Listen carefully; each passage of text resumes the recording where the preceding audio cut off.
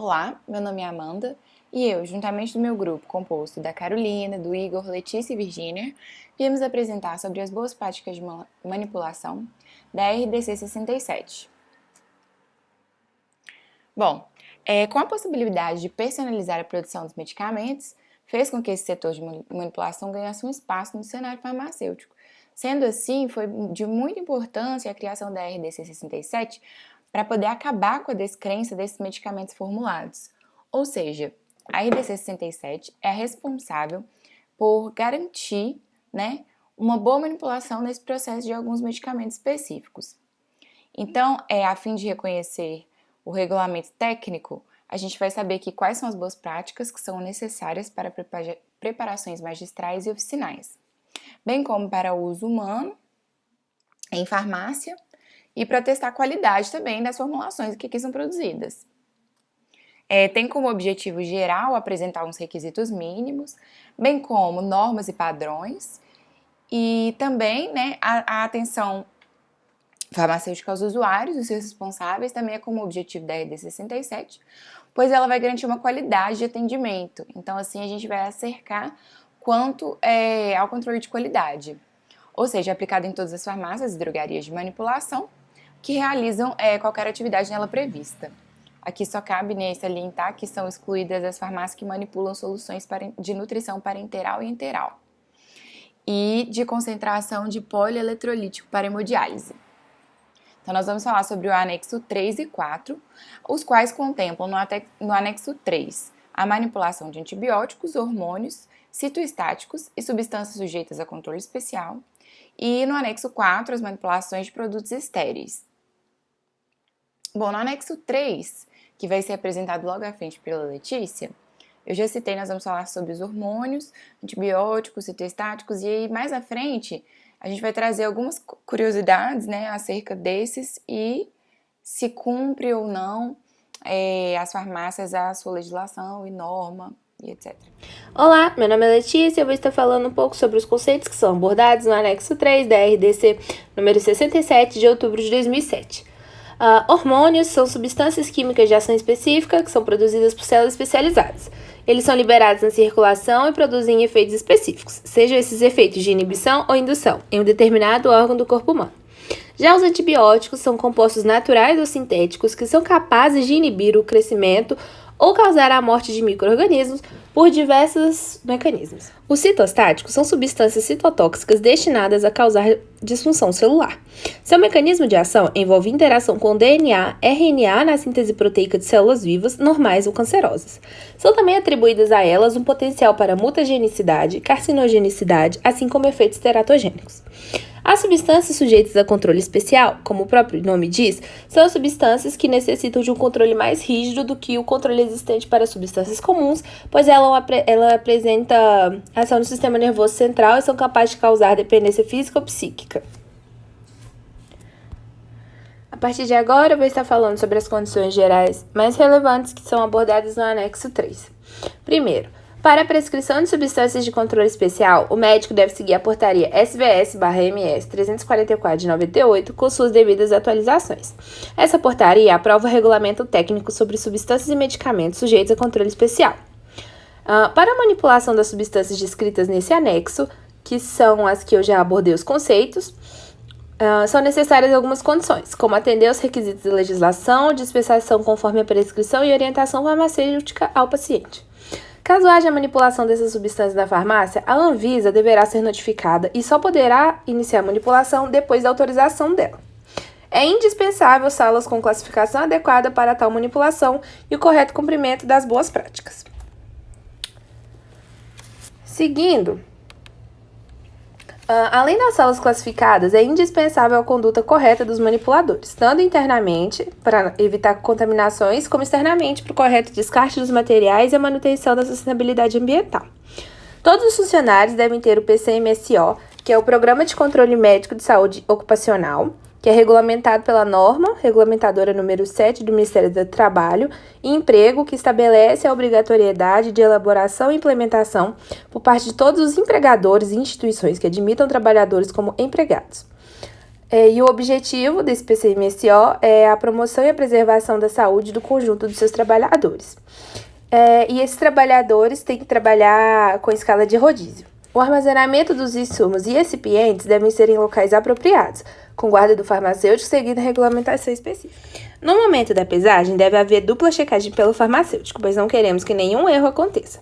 No encapsulamento, devem ser usadas cápsulas com menor tamanho de acordo com a dosagem. E para o monitoramento, deve ser analisada ao menos uma amostra a cada 3 meses de cada uma das classes terapêuticas e os resultados devem ser registrados. A gente pode perceber que o anexo 3 ainda se enquadra de um jeito bem atualizado, diferente do anexo 4, que a gente vai estar discutindo a seguir. Anexo 4. O anexo 4 é referente a boas práticas de manipulação de produtos estéreis em farmácias. Tem como objetivo fixar os requisitos mínimos relativos à manipulação de preparações estéreis, complementando os requisitos estabelecidos no Regulamento Técnico de Boas Práticas de Manipulação em Farmácias e no anexo 1. Este anexo destina-se ainda à reconstituição, transferência, incorporação e fracionamento de qualquer medicamento estéril, destinado à utilização em serviços de saúde. Caso a farmácia pretenda manipular soluções parenterais de grande volume, SPGV, e estéreis a partir de matérias-primas estéreis, deverá seguir regulamentação de boas práticas de fabricação aplicada à indústria farmacêutica. Medicamento estéril é aquele medicamento apirogênico, ou seja, livre de contaminação, seja por bactérias gram-negativas, gram-positivas, fungos ou vírus.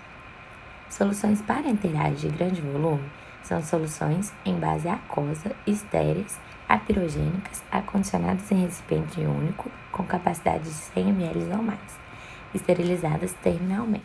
Bom, continuando o anexo 4, eu vou começar a falar um pouco dando um foco para a nutrição parenteral.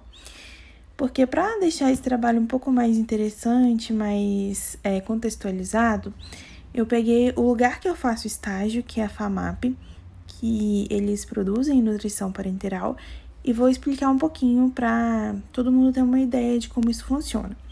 A nutrição parenteral, ela segue a portaria 272, mas outras substâncias do anexo 4, por exemplo, a antineoplásica, ela tem que seguir a RDC 220. Em ambas, o local de manipulação tem que ser classificado. A organização da equipe, ela tem que ter um critério muito alto. Porque, no caso da nutrição parenteral, é um produto que não sofre esterilização final. Então, todo o processo tem que ser bem controlado para que nada saia do desvio de qualidade.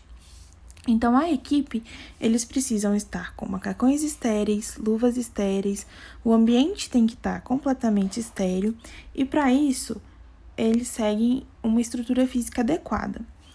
A estrutura física geral, de acordo com a legislação, ela precisa de uma sala de higienização, sala de pesagem, sala de manipulação, sala de envase, área para revisão, área para quarentena, rotulagem e embalagem e uma sala de paramentação. Como que isso funciona na prática? A gente tem um vestiário grau D, que ele permite um número maior de partículas viáveis e não viáveis. Esse vestiário é para tirar toda a roupa suja de rua, ela vai ficar aqui. Eles trocam o calçado por um Crocs que fica de circulação exclusivamente interna e podem entrar para outro vestiário, que é o grau C. Essa figura do meio é a sala de higienização. Na primeira figura, dá para ver duas portas. Uma porta é a de entrada da área comum da empresa e a outra porta da entrada para a sala de higienização, onde é feita toda a esterilização de insumos, correlatos, tudo que entra para a área de manipulação é esterilizado nessa sala. O outro vestiário é o grau C, que ele permite um número menor de partículas. Nesse vestiário, os manipuladores trocam de roupa, eles colocam o uniforme específico da empresa para esse momento, lavam a mão com clorexidina, que é um desgermante, e aí eles podem entrar para o próximo vestiário, que é também grau C. Porém, aqui eles vão colocar toda a roupa estéril, o macacão estéril, luvas estéreis, tudo que é estéril e vão entrar pela sala de apoio, que também é grau C. A sala de apoio vai ficar uma pessoa responsável por entrar com o material dentro da sala limpa, tirar as bolsas já produzidas e dar todo o suporte que os manipuladores precisam. Lá dentro é um ambiente classificado como grau B.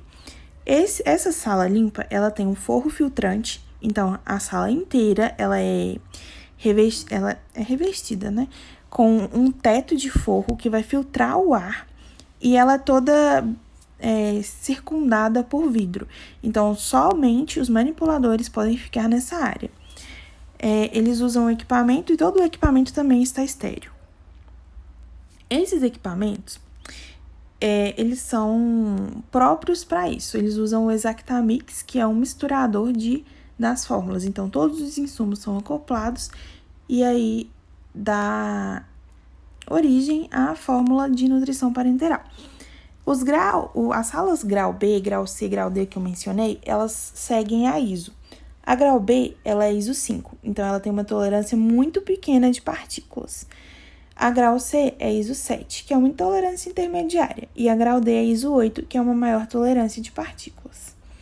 Todas as superfícies dos mobiliários, elas têm que ser específicas, tem que ser uma superfície lisa, porque facilita a esterilização e dificulta o crescimento de partículas viáveis que poderiam dar origem a colônias de bactérias ou fungos.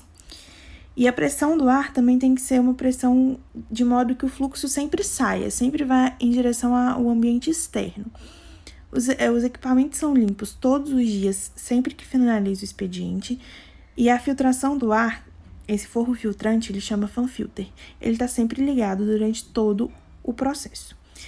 E toda a água utilizada, ela é registrada e esse registro tem que ser guardado na empresa por 5 anos. A água utilizada na preparação das fórmulas é uma água estéril. Todos os testes têm que ser feitos para ver se essa água está realmente estéril, que seria a água para injetáveis. O processo ele é controlado por monitoramento ambiental. É um monitoramento de ar, de superfície, de mãos, luvas e uniforme. Esse esqueminha é como é feito na empresa realmente. Então, no vestiário grau D, ele é colocado uma placa mensalmente. No vestiário grau C, é colocado uma placa semanalmente. Essas placas são a Rodac para contato e a placa de 20 ml Petri para ar. A sala de higienização, ela é feita semanalmente também. E a sala de preparo, que é aquela salinha antes de entrar na sala limpa, seria feita todos os dias. Assim como na sala de manipulação, todos os dias, superfície e ar para todas as bancadas. Além disso, do monitoramento de ambiente físico, também tem o monitoramento do pessoal, que é mãos, eles lavam as mãos com clorexidina e aí faz o plaqueamento. Essa mão, ela pode ter um crescimento de até 5 colônias e ela é feita semanalmente. Luvas e uniformes são feitos diariamente. A dispensação vai ser o local que vai estar antes da liberação do produto. Então, o pessoal confere a rotulagem, se está tudo certinho, a composição, se a prescrição que foi passada foi seguida corretamente, o volume, para ver se teve alguma divergência de volume do que deveria ser esperado e do volume real da bolsinha, a velocidade de infusão, a via de acesso, se é compatível com o que o paciente precisa, a data e hora de manipulação e o CRF do farmacêutico responsável. A qualidade ela passa por 2 setores. O controle de qualidade, que é um setor acoplado à produção, e a garantia da qualidade, que é um setor à parte. O controle ele é responsável por testes de monitoramento ambiental, inspeção visual das bolsas e dos insumos, dos correlatos, verificação das informações do rótulo, os testes de esterilidade e os testes de endotoxinas. A garantia da qualidade é um setor que vai ser uma gestão de documentos. Ela vai ser responsável por validação dos processos, por classificação das salas, dos equipamentos, por revalidar os documentos sempre que houver mudança no processo e todas essas documentações gerais de limpeza de caixa d'água, detetização, esses documentos gerais é responsável da garantia da qualidade. Olá, vou falar um pouco para vocês sobre os estéreis contendo citostáticos. Os citostáticos, como considerados anteriormente, também podem ser conhecidos como citotóxicos ou antineoplásicos. São medicamentos ou fármacos utilizados para parar a proliferação e crescimento de uma célula neoplásica. A principal diferença entre estes e os comentados anteriormente é a biossegurança do processo. Na manipulação de um parental, o manipulador não corre riscos biológicos, o que não ocorre com a manipulação de um citostático. Nesse, é necessário a presença de um kit conhecido como derramamento. Esse kit, para ser completo, são necessários uma série de EPIs e procedimentos. Dentre eles, luvas, proteção respiratória e ocular, dentre outros tão importante quanto. Todos de acordo com a RDC número 306 de 2004. E quando porventura ocorrem acidentes, existem procedimentos a serem seguidos, como por exemplo, no caso de contaminação, o vestuário deve ser removido rapidamente. Se houver contato com a pele, essa tem que ser lavada com água e sabão, o mesmo ocorrendo com os olhos, que utiliza água ou uma solução isotônica antes de ser encaminhado ao atendimento médico. Concluindo o nosso trabalho e pesquisa, ficou evidente a importância da criação da RDC e seus anexos, a fim de sistematizar e organizar todo o processo de manipulação, prevenindo erros e assegurando qualidade para quem irá fazer o uso dos produtos farmacêuticos em questão. Como são pessoas responsáveis pelo procedimento, muitas vezes podem ocorrer erros, cabendo ao manipulador se atentar às condições das normas. Muito obrigado.